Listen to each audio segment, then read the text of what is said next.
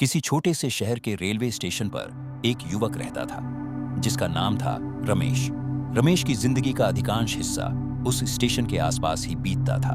वह दिन रात ट्रेनों में चढ़ने उतरने वाले यात्रियों से भीख मांगकर अपना गुजारा करता था। उसका पहनावा फटा पुराना था, चेहरा धूल मिट्टी से सना हुआ और आंखों में एक उदासी सी छाई रहती थी।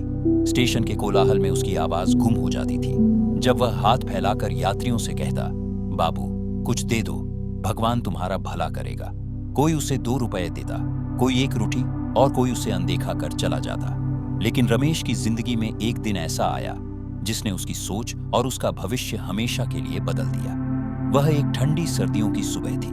रमेश हमेशा की तरह स्टेशन के प्लेटफॉर्म नंबर 3 पर बैठा था। सूरज की किरणें अभी पूरी तरह खिली नहीं थी और हल्की धुंध हवा में तैर रही थी। तभी एक लंबा चौड़ा व्यक्ति जिसने काला सूट और चमकदार जूते पहने थे ट्रेन से उतरा। उसका व्यक्तित्व ऐसा था कि हर कोई उसे एक नजर देख लेता। रमेश ने उसे देखा और मन ही मन सोचा, यह तो कोई बड़ा साहब लगता है, शायद आज मेरी किस्मत चमक जाए। वह तेजी से उस व्यक्ति के पास गया और अपनी पुरानी आदत के मुताबिक बोला, साहब कुछ दे दो, भगवान आपका भला करेगा। उस व्यक्ति ने रमेश की ओर देखा। उसकी आंखों में न तो दया थी न ही उपेक्षा, बल्कि एक अजीब सी गहराई थी।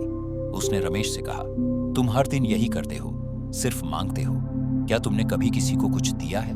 रमेश हैरान हो गया। उसने ऐसी बात पहले कभी नहीं सुनी थी। वह हकलाते हुए बोला, साहब मैं तो भिखारी हूं, मेरे पास देने को क्या है, मैं तो बस मांगकर ही अपना पेट भरता हूं। व्यक्ति ने गंभीर स्वर में कहा, जब तुम किसी को कुछ दे नहीं सकते तो तुम्हें मांगने का भी कोई हक नहीं। मैं एक व्यापारी हूं और व्यापार में लेन देन का नियम होता है। अगर तुम मुझे कुछ दे सकते हो तभी मैं तुम्हें कुछ दूंगा। इतना कहकर वह व्यक्ति ट्रेन में चढ़ गया और रमेश उसे देखता रह गया।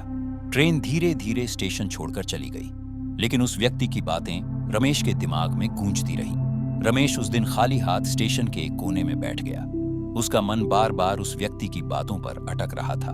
मैं कुछ दे नहीं सकता तो मांगने का हक भी नहीं। यह वाक्य उसके दिल में चुभ गया।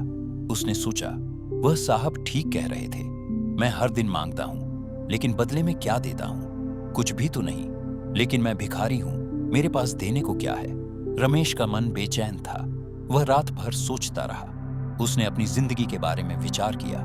उसने याद किया कि कैसे वह बचपन में अपने गांव में खेतों में काम करता था, लेकिन एक सूखे ने सब कुछ छीन लिया। वह शहर आया और यहां भिखारी बन गया, लेकिन अब वह इस जिंदगी से तंग आ चुका था। अगले 2 दिन रमेश ने कुछ खास नहीं किया। वह स्टेशन के आसपास घूमता रहा, लेकिन उसका मन अब भीख मांगने में नहीं लग रहा था। वह बार बार सोचता, मैं क्या दे सकता हूं? मेरे पास तो कुछ भी नहीं, न पैसा न सामान। तीसरे दिन जब वह स्टेशन के पास एक पेड़ के नीचे बैठा था, उसकी नजर कुछ रंग बिरंगे फूलों पर पड़ी जो स्टेशन के आसपास की झाड़ियों में खिले थे। फूल छोटे छोटे थे, लेकिन उनकी खुशबू और रंग इतने आकर्षक थे कि रमेश को एक विचार सूझा, क्यों न मैं इन फूलों को तोड़कर लोगों को दूं? शायद यह मेरे देने की शुरुआत हो। रमेश ने तुरंत कुछ फूल तोड़े और उन्हें अपनी पुरानी झोली में रख लिया। वह ट्रेन के डिब्बों में गया और हमेशा की तरह भीख मांगने लगा, लेकिन इस बार उसने कुछ अलग किया। जब एक यात्री ने उसे 1 रुपए का सिक्का दिया तो रमेश ने उसकी हथेली में एक फूल रख दिया और बोला, यह लीजिए साहब, आपके लिए। यात्री हैरान हुआ, लेकिन फूल देखकर उसके चेहरे पर मुस्कान आ गई। उसने फूल को अपनी जेब में रख लिया और रमेश को धन्यवाद कहा। उस दिन रमेश ने देखा कि लोग फूल लेने में खुशी महसूस कर रहे थे। कुछ लोग तो सिर्फ फूल के लिए ही उसे पैसे देने लगे। रमेश को यह अनुभव नया और रोमांचक लगा। उसने अगले दिन फिर से फूल तोड़े और ट्रेनों में बांटे। धीरे धीरे उसने महसूस किया कि जब तक उसके पास फूल थे, लोग उसे खुशी खुशी पैसे दे रहे थे, लेकिन जैसे ही फूल खत्म होते, लोग उसे अनदेखा करने लगते। यह बात रमेश के दिमाग में बैठ गई। उसने सोचा, लोगों को मेरा देना पसंद आ रहा है, शायद यही वह चाबी है जिसकी बात उस साहब ने की थी। कुछ हफ्तों बाद रमेश का यह नया तरीका स्टेशन पर मशहूर हो गया। लोग उसे फूलों वाला भिखारी कहने लगे। वह हर सुबह स्टेशन के आसपास के फूल तोड़ता और दिन भर उन्हें यात्रियों में बांटता। कमाई भी पहले से ज्यादा होने लगी थी। एक दिन जब वह ट्रेन में फूल बांट रहा था, उसकी नजर फिर से उसी लंबे व्यक्ति पर पड़ी जो सूट में ट्रेन के फर्स्ट क्लास डिब्बे में बैठा था। रमेश का दिल जोर से धड़का। वह तुरंत उस व्यक्ति के पास गया और बोला, साहब, आज मेरे पास आपको देने के लिए फूल है, आप मुझे कुछ दीजिए, मैं आपको फूल दूंगा। उस व्यक्ति ने रमेश को गौर से देखा।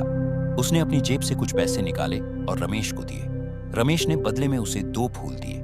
व्यक्ति ने फूलों को देखा और मुस्कुराते हुए बोला, वाह, क्या बात है, तुम तो अब मेरी तरह व्यापारी बन गए हो।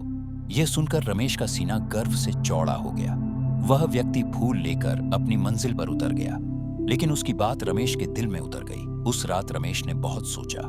वह बार बार उस व्यक्ति की बात को याद करता। तुम व्यापारी बन गए हो। उसे लगा कि वह अब सिर्फ एक भिखारी नहीं रहा, उसके पास कुछ देने की ताकत थी। उसने सोचा, अगर मैं फूल देकर इतना कुछ पा सकता हूं तो क्या मैं और कुछ नहीं कर सकता। उसने फैसला किया कि वह अब भिखारी की जिंदगी नहीं जिएगा, वह कुछ बड़ा करेगा। अगले दिन रमेश स्टेशन पर नहीं गया। उसने शहर के बाजार की ओर रुख किया। वहां उसने देखा कि लोग फूलों की मालाएं और गुलदस्ते बेच रहे थे। उसने सोचा, अगर मैं इन फूलों को सिर्फ बांटने की जगह इन्हें सजाकर बेचूं तो शायद मुझे और ज्यादा पैसे मिले। लेकिन उसके पास तो पैसे नहीं थे कि वह कुछ शुरू कर सके। फिर भी उसने हिम्मत नहीं हारी। उसने स्टेशन के पास की झाड़ियों से फूल तोड़ने शुरू किए और उन्हें बांस की टहनियों में सजाकर छोटे छोटे गुलदस्ते बनाए।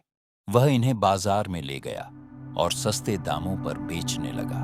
पहले दिन उसे ज्यादा सफलता नहीं मिली, लेकिन उसने हार नहीं मानी। उसने देखा कि लोग मंदिरों के पास फूलों की मालाएं ज्यादा खरीदते हैं। उसने एक मंदिर के बाहर अपनी छोटी सी दुकान शुरू की। धीरे धीरे उसकी मेहनत रंग लाई। लोग उसके गुलदस्तों की तारीफ करने लगे।